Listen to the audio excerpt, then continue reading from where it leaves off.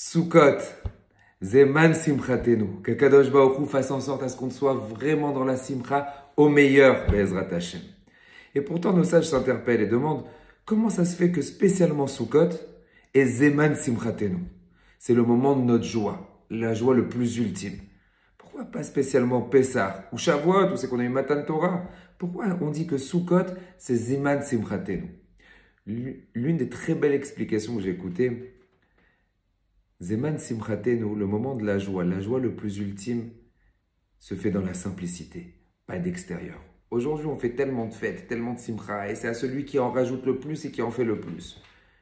Mais ce n'est pas le plus bon souvenir qu'on garde. Le meilleur souvenir qu'on garde, c'est les choses qu'on a dans la simplicité. Une souka, un extérieur, quelque chose qui est bancal, qui ne va pas tenir longtemps, qui va être uniquement un certain moment, mais sur ce certain moment, on va profiter un maximum. Vous savez que aussi pendant la période de Sukkot, on a ces mitzvot de Lulav, de Etrog, de Harava.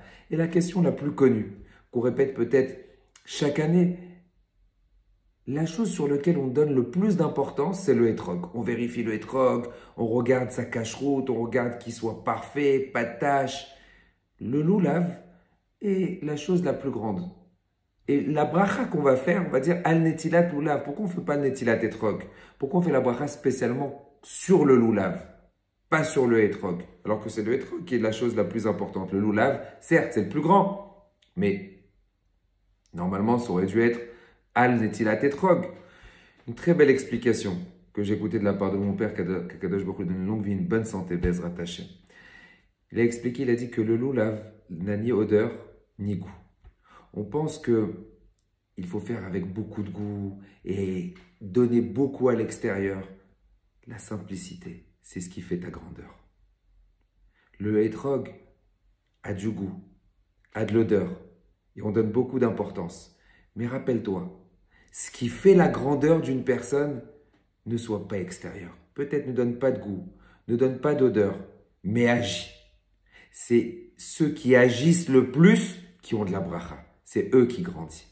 Alors, c'est vrai qu'il y a d'autres explications en disant comme quoi, puisque le lulav, c'est lui qui associe toutes les autres espèces, aussi puisque le lulav, c'est celui qu'on tient dans la main droite, alors c'est sur cela qu'on doit faire la bracha. Mais cette explication qui dit, il n'y a pas de goût, il n'y a pas d'odeur, ça ne se remarque pas, c'est là où c'est qu'il y a la bracha. Il n'y a pas de goût, il n'y a pas d'odeur, ça ne se remarque pas, c'est là où il y a la bracha. Parce que c'est ça ce qui est le plus grand. C'est sur cette chose-là qui est grande, c'est une grandeur de ne pas être ostentatoire et de ne pas se faire remarquer à l'extérieur. C'est ce qu'on doit retenir. Sukkot, Zeman Simchatenu, le moment de la plus grande joie, la simplicité. Etrog, Lulav, on fait la bracha spécialement sur le Lulav pour se rappeler de quoi?